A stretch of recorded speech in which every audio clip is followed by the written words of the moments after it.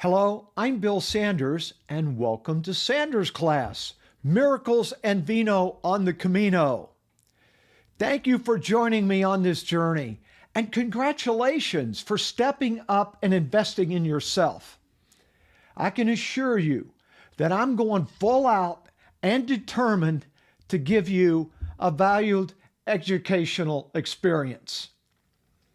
After all, Miracles and Vino can be a very empowering combination, enriching your life and inspiring a lifetime of memories. David Gitlitz and Linda K. Davidson share stories of miracles in their classic book, The Pilgrimage Road to Santiago. In fact, the Camino's very origin is based on a miracle. In 813, the Christian hermit Peleo heard some music and saw a light hovering over a small cave in the woods on Mount Libradon in Spain. There, he discovered the remains of Jesus Christ's apostle, St. James. And soon after, the word spread, even during that time, and pilgrims began to flock to the tomb, and a city began to emerge, a city that we know of today as Santiago de Compostela.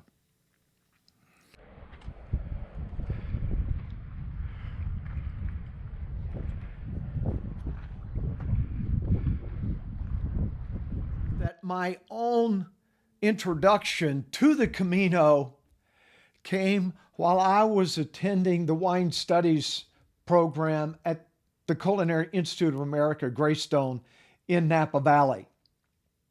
And it was in a Spanish class that we had an extensive discussion about the relationship between wine and religion. Well, this was fascinating.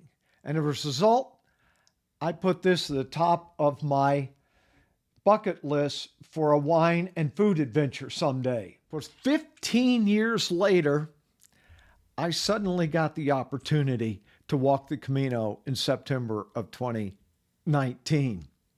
Now, I was out preparing for the Camino.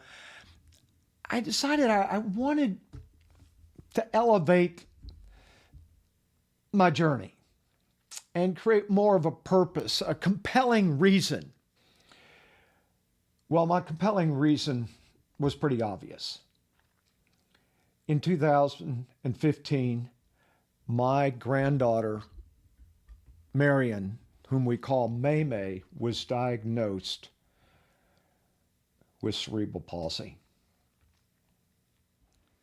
So I decided to dedicate and honor my Camino to May May.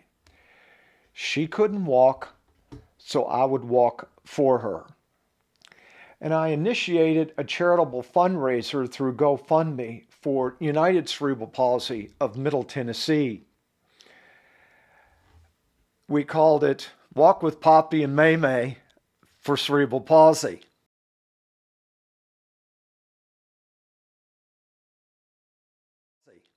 Now, on the Camino, I chatted with May May along the way. Sinorama had donated a little banner, a black and white photo of May May that I attached to my backpack.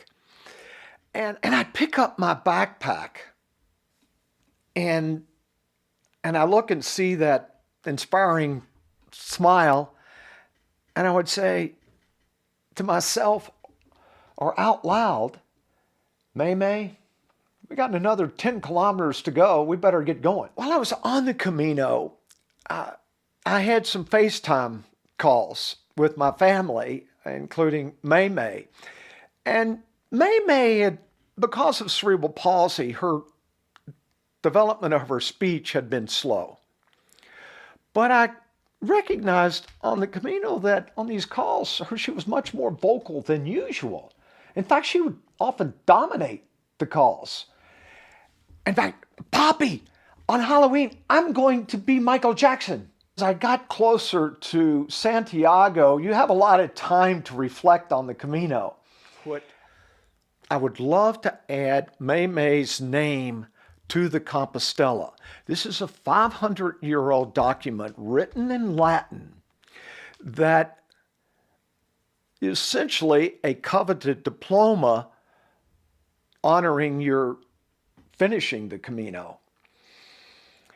And after all, she had walked every step with me, and her spirit and presence was with me throughout the Camino.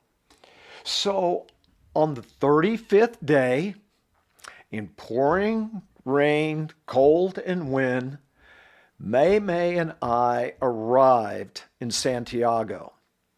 And after a bit of a celebration with some fellow pilgrims whom I hadn't seen for a month, I needed to head off to the pilgrim's office to get my Compostela. I walked up to the counter.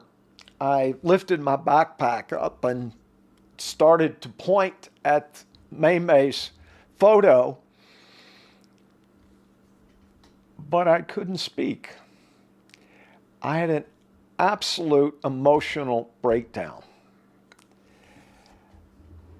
And the woman behind the counter looked at me with a very sweet smile as if to say, I've seen this before. And with that, May had her first diploma.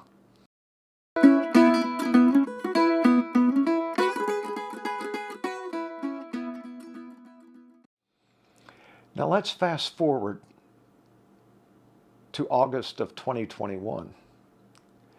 May entered the first grade, but not in a special needs class, in a conventional class at a highly regarded public school. In the movie The Way, Father Frank said, "They say miracles happen on the Camino. Our family can attest to that. In fact, my new dream is that I will walk the Camino someday with May and my other grandchildren. We expect miracles every day."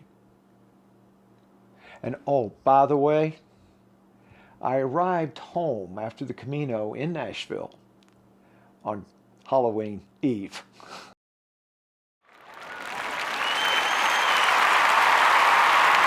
So why do I need to know about wine on the Camino? Well, you don't. There are no rules. You can walk the Camino in any manner that you choose. But it's worth noting that you're going to be walking through some of the most legendary wine regions in Europe. And not knowing anything about wine or these wine regions is comparable to visiting a great museum and just going to the cafe, having lunch or a cup of coffee, but never visiting and exploring the art treasures. On the Camino, we are going through these incredible wine regions, beginning in the east with the historic Navarra, the legendary Rioja, and we're going to pass above the great red wines of Ribera Duero and through the scenic and old vines of Bierzo, and then enter green Spain, Galicia, and the extraordinary crisp and fresh white wines. And we're going to focus on the Camino Frances route. There are many Camino routes, but most routes eventually merge with Camino Frances prior to the arrival in Santiago. And on the Camino Frances, we will be passing through some just terrific historic cities: Pamplona, Logroño, Burgos, León, and Santiago de Compostela. In all, we will pass through nearly 150 hamlets, villages, and towns and cities.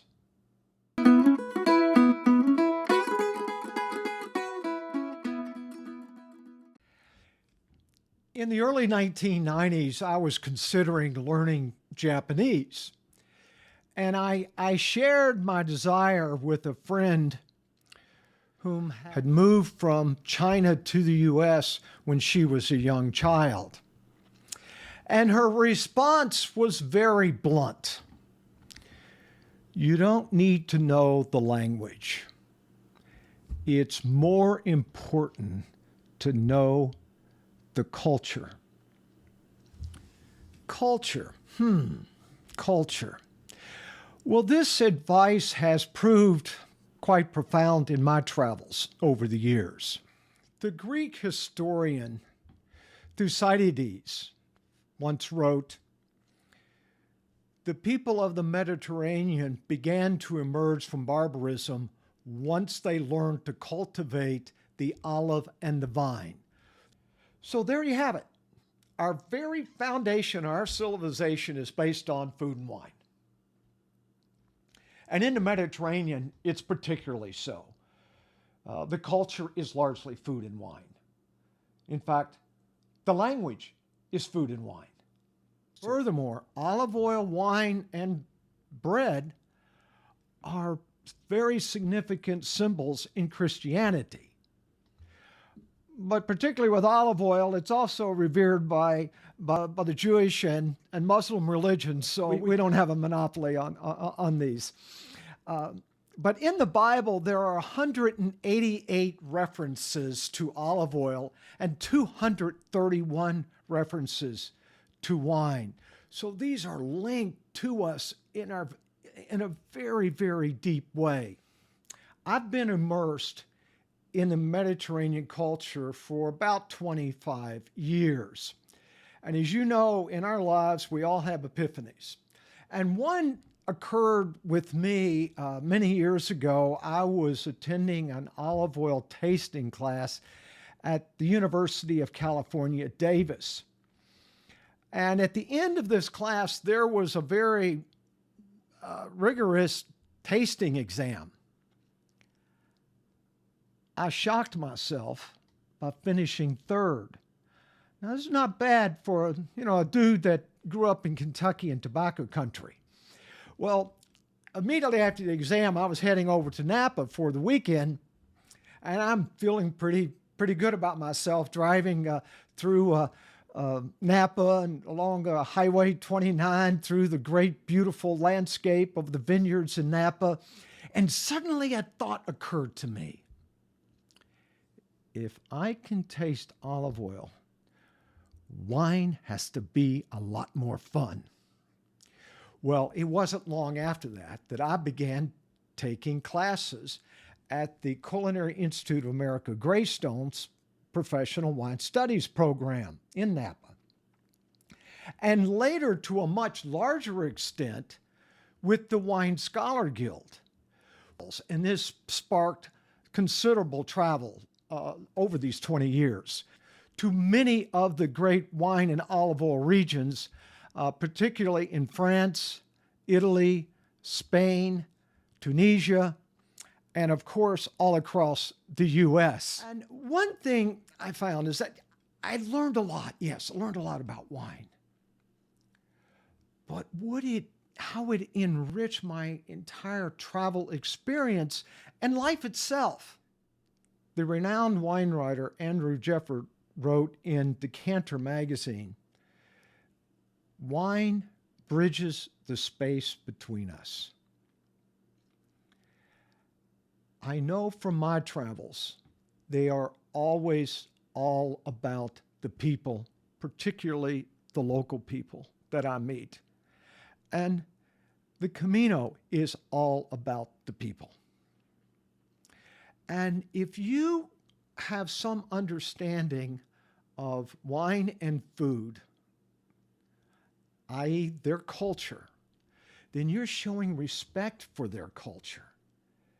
And if you give to them, they will give to you. You will be embraced.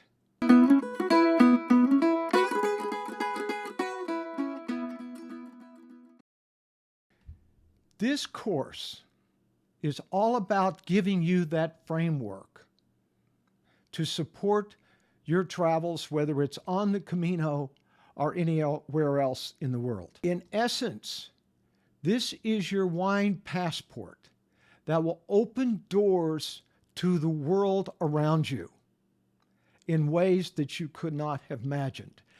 And I can tell you that it has enhanced my life in ways that I couldn't have foreseen and led to the most phenomenal experience of my life, walking the Camino.